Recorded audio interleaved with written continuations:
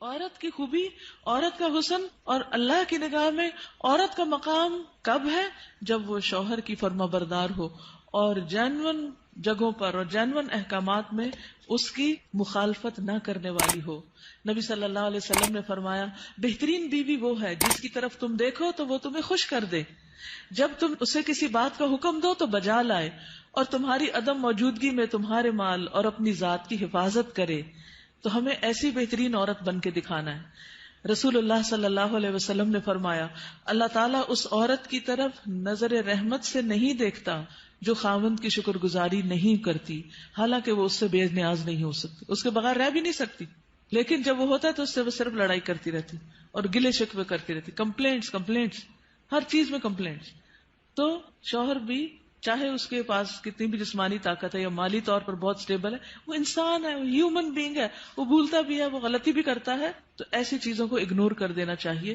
ہمیشہ گنتی کر کے رکھیں کہ اس کے احسانات کتنے ہیں اور اس کی غلطیاں کتنی ہیں، اگر وہ برابر ہوں تو بھی شکر گزار رہیں، اور اگر اس کی نیکیاں یا احسانات زیادہ ہوں اور غلطیاں کم ہوں تو غلطیوں کی بنا پر اس کی ناشکری نہیں کریں۔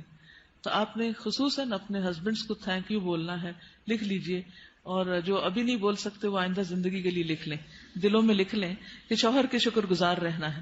اور یہ شکر گزاری آپ کے اپنے اندر اور آپ کے گھر میں اور آپ کے تعلقات میں خوشگواری پیدا کر دے گی۔ آپ دیکھیں گے کہ وہ شاید منتظر ہوں اس بات کے کہ کسی وقت آپ خوش ہو جائیں ان سے، کیونکہ آپ دیکھیں وہ آپ کو خوش کرنے کی کوشش میں لگے رہتے ہیں، اور آپ جب خوش نہیں ہوتے تو بےچارے وہ بھی ناخوش ہو جاتے ہیں۔ تو جب آپ خوش ہوں گے تو آپ کو دیکھ کر وہ دگنے خوش ہو جائیں گے، جب وہ دگنے خوش ہوں گے تو آپ تگنی خوش ہو جائیں گے، اور یوں خوشیوں کا سلسلہ بڑھ جائے گا۔ پھر اسی طرح عورت کے اوپر یہ بھی لازم ہے کہ وہ اس طریقے پر رہے کہ شوہر دیکھے تو خوش ہو جائے، یعنی بیوی کا حال حلیہ، اس کا اٹھنا بیٹھنا، بات کرنے کا انداز، معاملہ کرنے کا انداز، یہ شوہر کے لیے ایک اٹریکشن کا باعث ہو۔ یعنی اگر شوہر کو کسی خاص قسم کا لباس پسند ہے تو ایز لانگ ایز وہ شریعت کی حد کے اندر ہے تو عورت کو وہ پہننا چاہیے۔ اگر کہیں جانے کی بات ہے یا گھر کو کسی خاص انداز میں رکھنے، یا کوئی شادی شدہ زندگی میں بہت سارے معاملات باہم ایک دوسرے کے ساتھ مل کے کیے جا رہے ہوتے ہیں، تو ایسی تمام چیزوں میں شوہر کے ساتھ تعاون اور اس کی مدد اور اس کو خوش کرنا جو ہے وہ لازم ہے۔ یعنی اپنی شرم و حیا کی بھی حفاظت کرے، اور گھر اور جو بھی اس کے کسٹڈی میں شوہر کا مال یا راز یا کوئی بھی چیز ہے ان سب کی بھی حفاظت کرنے والی ہو۔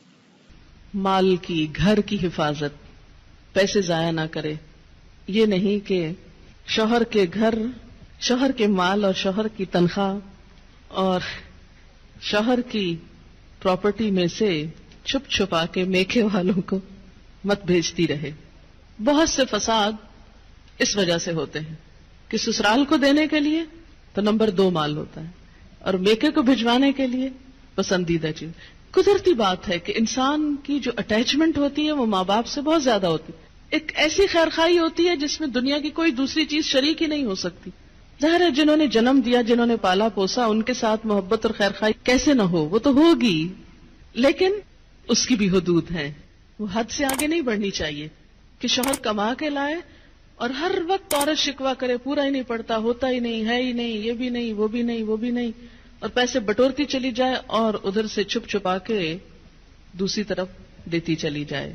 نہیں، حتیٰ کہ فی سبیل اللہ بھی اگر عورت کو دینا ہے تو شوہر کی رضامندی ضروری ہے، یعنی شوہر کا مشورہ بھی ہونا چاہیے اس میں۔ پھر اسی طرح یہ ہے کہ بولنے میں اچھی ہو۔ رسول اللہ صلی اللہ علیہ وسلم نے فرمایا، کنواری عورتوں سے نکاح کرو کہ وہ شیریں گفتار ہوتی، یعنی کہ ان کے بولنے میں مٹھاس ہوتی اور تھوڑی چیز پر جلد خوش ہو جاتی، یعنی شکر گزار ہوتی، کیونکہ زیادہ دنیا نہیں دیکھی ہوتی اور مطالبے بھی کم ہوتے۔ اس لیے خصوصی طور پر بیوی کی حیثیت سے جو خوبی بیان کی گئی وہ یہ کہ شوہر کے ساتھ بات کرنے میں بھی اچھی ہو اور بہت زیادہ مطالبے کرنے والی نہ ہو، اور نہ ہی اپنے شوہر کی اجازت کے بغیر کسی مرد کو گھر میں آنے کی اجازت دے، کیونکہ اس سے بھی شکوک و شبہات پیدا ہوتے ہیں۔ پھر اسی طرح شوہر کے مال میں سے اس کی مرضی کے بغیر تحفہ یا صدقہ نہ کرے، کیونکہ کمانے والا مرد ہے، یا تو عورت کا اپنا ذاتی مال، یعنی اگر پیرنٹ سے ملا ہے یا انہیرٹ کیا ہے یا وہ خود کماتی ہے تو اس میں تو اپنی مرضی سے جو بھی وہ کرنا چاہے، لیکن اگر شوہر کی طرف سے کچھ ملا ہوا ہے تو اس میں اس سے مشورہ کرنا اور اس کی اجازت لینا ضروری ہے۔ کیونکہ اصل مالک بہرحال شوہر ہے، اور بہت دفعہ گھروں میں جھگڑے اس وجہ سے پڑ جاتے ہیں کیونکہ ہسبینڈ جو ہے وہ بیوی کو اجازت نہیں دیتا، اور بیوی اپنی مرضی سے اپنے میکے کو یا کسی اور کو کچھ دینا چاہتی ہے، اور ان معاملات میں اختلاف بعض اوقات گھر کی بنیادیں ڈھیلی کر دیتا ہے۔ عورت کے اوپر یہ بھی ذمہ داری عائد ہوتی ہے کہ وہ اپنے شوہر کی اطاعت کے ساتھ ساتھ اس کی خدمت بھی کرے۔ جس طرح شوہر گھر سے باہر سب کچھ کمانے کا ذمہ دار ہے، تو اسی طرح عورت گھر میں آرام اور سکون فراہم کرنے کی بھی ذمہ دار ہے۔ پھر اسی طرح یہ ہے کہ شوہر کی اجازت کے بغیر نامحرموں سے گفتگو سے بھی بچنا چاہیے۔ حضرت علی بن ابی طالب سے روایت ہے کہ رسول اللہ صلی اللہ علیہ وسلم نے خاوند کی اجازت کے بغیر عورتوں سے ان کے گھروں میں گفتگو سے منع کیا ہے۔ اگر شوہر کو یہ بات پسند نہیں کہ عورت کسی مرد سے بات کرے تو عورت کو نہیں کرنی چاہیے، کہ بعض اوقات انہی چیزوں سے پھر جھگڑے پیدا ہو جاتے۔ پھر اسی طرح یہ ہے کہ مشکل حالات میں شوہر کا ساتھ دے۔ پھر اسی طرح بد اخلاقی اور بد زبانی سے دور رہے۔ اب یہ جو بد زبانی ہے یہ عام طور پر بہت سے کام خراب کرتی ہے۔ انسان کی زبان ہی ہوتی ہے جو اس کو عزت دیتی ہے، اور زبان ہی ہوتی ہے جو اس کو ذلیل کر دیتی ہے۔ اگر ایک زبان انسان کنٹرول کر لے تو اللہ تعالیٰ اور بندوں دونوں کے سامنے انسان سرخرو ہو جاتا ہے۔ تو اس لیے انسان سوچ سمجھ کر بات کرے۔ پھر اسی طرح یہ ہے کہ بد دعائیں نہیں دینی چاہیے، نہ اپنے آپ کو، نہ بچوں کو، نہ شوہر کو، اور نہ کسی اور کو، کیونکہ اگر کوئی دوسرا بد دعا کا مستحق نہ ہوا تو وہ بد دعا واپس پلٹے گی، جس نے دی ہے اسی کو آ کے لگے گی۔ رسول اللہ صلی اللہ علیہ وسلم نے فرمایا بد دعا نہ دیا کرو، نہ اپنے اوپر، نہ اپنی اولاد پر، نہ خادموں پر، نہ مالوں پر۔ کہیں ایسا نہ ہو کہ وہ قبولیت کی گھڑی ہو کہ جس میں اللہ تعالیٰ سے مانگا جائے تو وہ دعا قبول ہو جائے اور پھر انسان خود ہی پچھتائے۔ لیکن ریلیشن شپ کے اندر کچھ چیزیں ایسی ہیں جن کا خیال رکھنا بہت ضروری ہے، اور ان چیزوں کو ضرور ذہن میں رکھنا چاہیے جو تعلقات کی خرابی کا باعث بنتے ہیں۔ ٹھیک ہے، کچھ چیزیں تو وقتی طور پہ انسان کی طبیعت مزاج کا حصہ ہوتی ہیں، کچھ بچپن کی دو مختلف گھرانوں سے اٹھان ہوتی ہے، اور پھر مرد اور عورت کا جو بایولوجیکل ڈفرینس ہے وہ بھی بیچ میں بہت اہم رول ادا کرتا ہے۔ لیکن ان سب چیزوں کے ساتھ ساتھ کچھ فیکٹرز کو سامنے رکھنا چاہیے۔ اس میں جو چیز عموماً خرابی کا باعث بنتی ہے وہ بدگمانی ہے۔ جب کسی پہ شک ہونے لگتا ہے تو وہ شک انسان کو ختم کر دیتا ہے، انسان کا چین لوٹ لیتا ہے۔ ہسبینڈ وائف کے درمیان محبت کو قائم رکھنے والی چیز اعتماد ہے۔ جب تک ایک دوسرے پر اعتماد اچھا ہوتا ہے تو خواہ ایک دوسرے سے دور بھی ہوں تو کچھ مشکل نہیں ہوتی، دونوں اپنی اپنی جگہ سیٹسفائیڈ ہوتے۔ لیکن قریب رہ کے بھی اگر بد اعتمادی کی فضا آ جائے، شک آ جائے تو خوشیاں ختم ہو جاتی ہیں۔ اس لیے حد الوسع یہ کوشش کرنی چاہیے کہ ان کاموں سے بچا جائے جو ایک دوسرے کو پسند نہیں۔ جو چیزیں ہسبینڈ کو پسند نہیں، بیوی کو ان سے بچنا چاہیے۔ اسی طرح بد اعتمادی، اعتماد کے ساتھ ساتھ تنگ نظری سے بچنا چاہیے، نیرو مائنڈڈ نہیں ہونا چاہیے، اور ایک دوسرے کے ساتھ ایک دوسرے کی چھوٹی چھوٹی بات کو مائنڈ نہیں کر لینا چاہیے، کیونکہ بعض اوقات جب شادی ہوتی ہے تو دونوں میں سے کسی ایک کی یا دونوں طرف کی ایک پوزیسو ایٹیٹیوڈ جو ہوتا ہے کہ بس دوسرے شخص کا سب کچھ ہی میرا ہے، اور جب ہم دوسرے سے محبت کرتے ہیں یا محبت کا اظہار کرتے ہیں تو پھر ہم کیا چاہتے ہیں کہ یہ شخص بس اب کسی اور کی طرف توجہ نہ کرے۔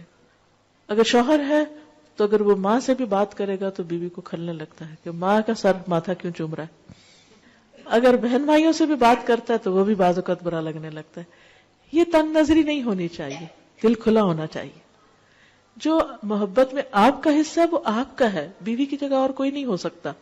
لیکن یہ بھی یاد رکھیے کہ جس ماں نے تکلیف اٹھا کے جنم دیا ہے اور سالوں سال دعائیں مانگ مانگ کے اس کو پالا ہے اور بڑا کیا ہے اور اس منزل تک پہنچایا ہے کہ جب وہ کامیابی کے ایک اعلیٰ منزل کو پہنچا تو اب آپ کے ساتھ اس کا ریلیشن شپ ہو رہا ہے، تو جس نے یہ ساری منزلیں طے کی ہیں اس کا حق اپنی جگہ ہے، اس حق کو کبھی فراموش نہیں کرنا چاہیے، بلکہ شوہر کی مدد کرنی چاہیے کہ وہ اپنی ماں کا خیال رکھ سکے اور اس کا ساتھ دینا چاہیے۔ اگر وہ کسی قسم کی کمی کوتاہی کر رہا ہے تو ایک اچھی بیوی کی خوبی یہ ہے کہ وہ اس کو توجہ دلائے کہ تمہاری ماں تمہارا انتظار کر رہی ہے۔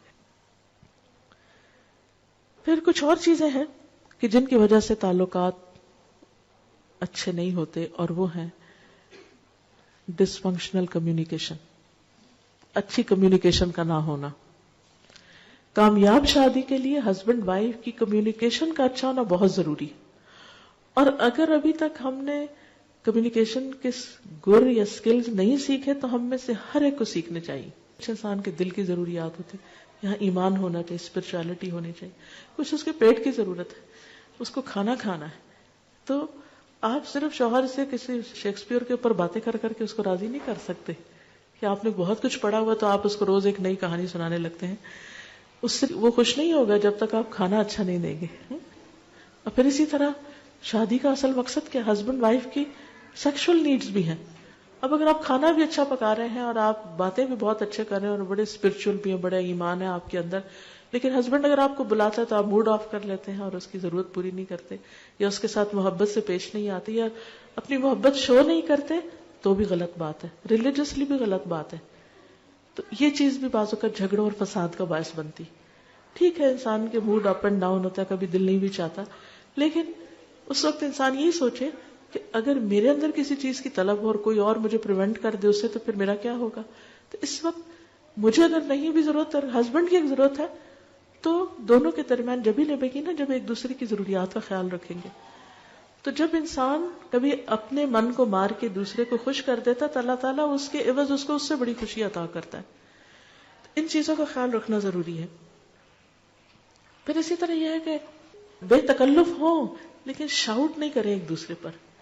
احترام اپنی جگہ قائم رہے, کیونکہ چیخ چلا کے بات کرنا, دور سے شاؤٹ کرنا, اس سے بھی ایک دوسرے کے لیے بعض اوقات دل جو ہے وہ ایک دوسرے سے تنگ ہونے لگتے ہیں.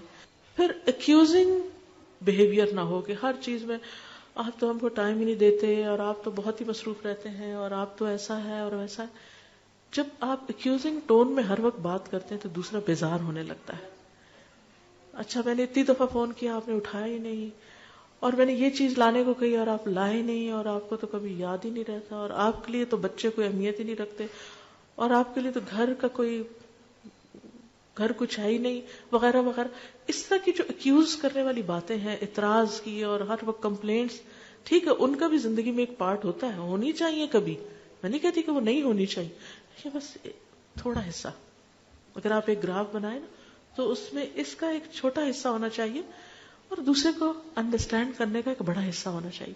کیونکہ اس سے جب صرف ایک دوسرے کو بلیم کرنے والا ایٹیٹیوڈ ہوتا ہے تو ایک دوسرے سے بیزاری پیدا ہو جاتی ہے. پھر اسی طرح یہ ہے کہ زبان درازی, گالی گلوچ, بدتمیزی, بد اخلاقی, یہ دلوں کو اس طرح پھاڑ دیتے ہیں کہ پھر جوڑنے مشکل ہو جاتے ہیں.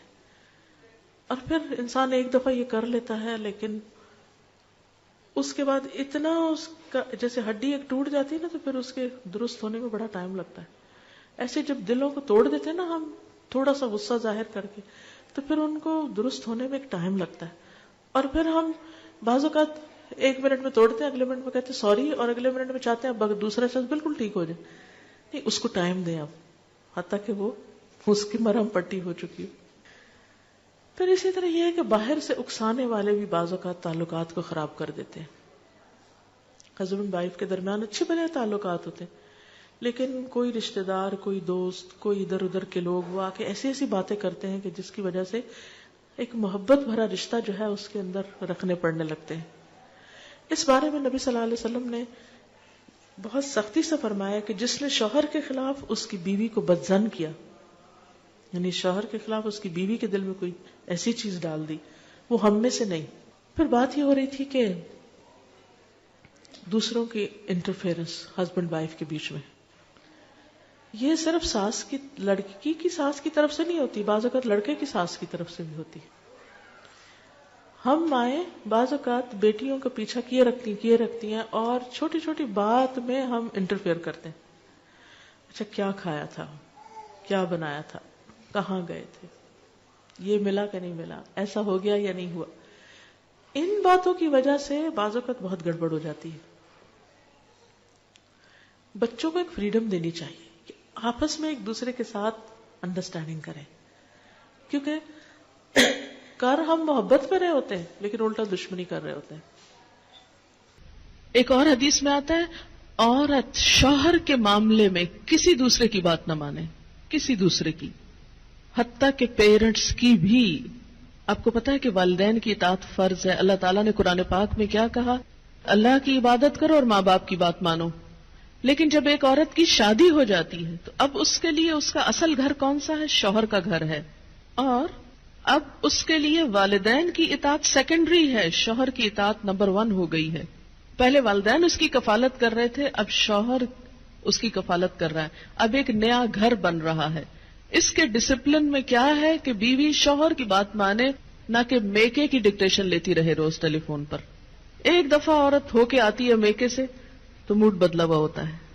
تو ایسی صورت میں اصل حکم کیا ہے کہ شوہر زیادہ اہم ہے. اب اس کی بات مانی. اور یہ کیوں اتنا سخت ڈسپلن رکھا گیا؟ کیونکہ جب تک ایک عورت کی وفاداری اس کے اپنے گھر سے نہیں ہوگی، گھر نہیں بنے گا. وہ بات میں ادھر بھاگی جا رہی ہے، یہ گھر خراب ہو رہا ہے. اب اس کی اہمیت، اس کی زیادہ اہم ڈیوٹی کیا ہے کہ اب وہ نئے گھر کی تعمیر کرے.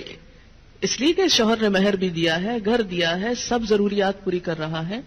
اب آئندہ اللہ تعالیٰ نے ایک نئی نسل لانی ہے، ان کی تربیت ہے، ان کا کام ہے، اتنی ذمہ داریاں آنے والی ہیں. اب چھوڑو دھیان پیچھے کا، اب آگے کا سوچو.